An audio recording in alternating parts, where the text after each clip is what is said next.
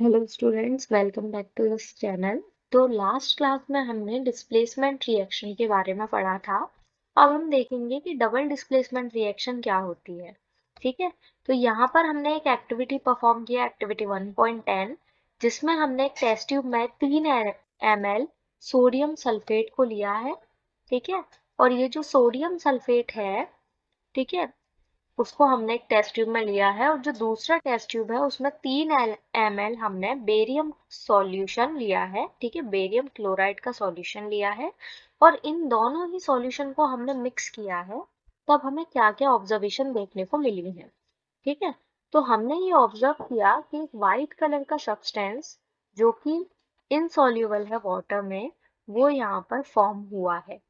ठीक है, और ये जो इनसॉल्युबल सब्सटेंस होता है, ठीक है, किसी भी इक्वेशन में, किसी भी रिएक्शन के अंदर जो इनसॉल्युबल सब्सटेंस होता है उसको हम प्रेसिपिटेट कहते हैं। प्रेसिपिटेट क्यों कहा जाता है? क्योंकि ये वाटर में इनसॉल्युबल होता है और थोड़ी देर बाद नीचे जाकर बॉटम पर ये सेटल डाउन हो जाता है। ठीक है, तो यहाँ पर अब हम रिएक्शन को देखते हैं कि रिएक्शन में आखिर हुआ क्या। ठीक है, और इसी ऐसी रिएक्शंस को ही हम प्रेसिपिटेशन रिएक्शन कहते हैं। जहां पर प्रेसिपिटेट आपका फॉर्म हो रहा है, उन रिएक्शंस को हम प्रेसिपिटेशन रिएक्शन कहते हैं। प्रेसिपिटेट क्या होता है? एक ऐसा इनसॉल्युबल कंपाउंड होता है वाटर के अंदर जो कि पानी में घुलता नहीं है, और पानी में ना घुलने की वजह से वो बॉटम पर जाकर सेटल डाउन हो जाता है। ठीक है, तो यहाँ पर आपने सोडियम सल्फेट लिया, ठीक है, और बेरियम क्लोराइड लिया। दोनों को मिक्स जब किया तो बेरियम सल्फेट और NaCl बना। ठीक है, इसको दोबारा देखते हैं कि यहाँ पर देखिए, जो सल्फेट था, जो पहले सोडियम से अटैच था, वो जाकर किससे अटैच हो जाएगा? बेरियम से अटैच हो जाएगा। ठीक है, बेरियम से अटैच हो जाएगा, और जो आपका क्लोराइड था, जो बेरियम से पहले अटैच था, वो जाकर सोडियम से अटैच हो जाएगा। तो ऐसे करके हमें दो चीजों की फॉर्मेशन देखने को मिलेगी, बेरियम सल्फेट और सोडियम क्लोराइड।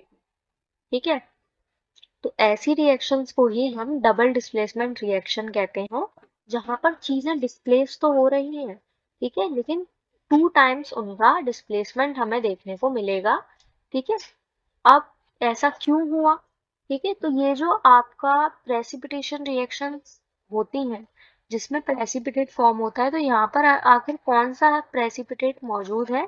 तो यहाँ पर जो आपका बेरियम सल्फेट है, वो यहाँ पर एक वाइट प्रेसिपिटेट का काम कर रहा है। ठीक है, और जो कि फॉर्म हुआ है by the reaction of sulphate and barium. ठीक है, सल्फेट और बेरियम की ही रिएक्शन हुई है, जिसकी वजह से हमें क्या देखने को मिला है? बेरियम सल्फेट देखने को मिला है, जो कि एक प्रेसिपिटेट का काम यहाँ पर करेगा। ठीक है, यानी कि ये जो आपकी रिएक्शन हुई है, ठीक है, उस सॉल्यूशन में नीचे जाकर बैठ जाएगा और एक प्रेसिपिटेट की फॉर्मेशन करेगा। जो अदर प्रोडक्ट यहाँ पर फॉर्म हुआ है वो है सोडियम क्लोराइड, यानी कि NaCl। ठीक है, ये आपका सॉल्यूशन में रहेगा ही रहेगा। और ऐसी रिएक्शन को जहाँ पर एक्सचेंज हो आयंस का, ठीक है, जहाँ पर आयन का एक्सचेंज हो बिटवीन द रिएक्टेंट्स, ऐसी रिएक्शन को हम डबल डिस्प्लेसमेंट रिएक्शन कहते हैं। ठीक है, ऐसी रिएक्शन जहाँ पर क्या देखने को मिले? आयंस का एक्सचेंज देखने को मिले। ये आयन का एक्सचेंज ही तो था कि जो सल्फेट है, ठीक है, वो जाकर किससे अटैच हो गया? बेरियम से अटैच हो गया। ठीक है, और बिटवीन द रिएक्टेंट्स हमें ये देखने को मिला। ऐसी रिएक्शन को हम डबल डिस्प्लेसमेंट रिएक्शन कहते हैं। ठीक है, अब यहाँ पर जो आपका ऑक्सीडेशन एंड रिडक्शन है, ठीक है, वो हम नेक्स्ट वीडियो में कवर करेंगे। ठीक है, इस वीडियो में इतना ही। डबल डिस्प्लेसमेंट रिएक्शन के बारे में हमने सीखा कि डबल डिस्प्लेसमेंट रिएक्शन क्या होती है। ठीक है, यहाँ पर आपको डिस्प्लेसमेंट तो देखने को मिलता है, लेकिन 2 टाइम्स आपको डिस्प्लेसमेंट देखने को मिलता है। ठीक है, दो आपके रिएक्टेंट्स हैं, तो उन दोनों में ही कहीं ना कहीं डिस्प्लेसमेंट देखने को मिलेगा, और वो होता है आपके आयंस के एक्सचेंज की वजह से। ठीक है, नेक्स्ट वीडियो में हम ऑक्सीडेशन एंड रिएक्शन को कवर करें, रिडक्शन को कवर करेंगे। ठीक है, ओके, इस वीडियो में इतना ही। अगर आपको वीडियो पसंद आ रही हो तो इसे लाइक एंड सब्सक्राइब करें और ज़्यादा से ज़्यादा शेयर करें।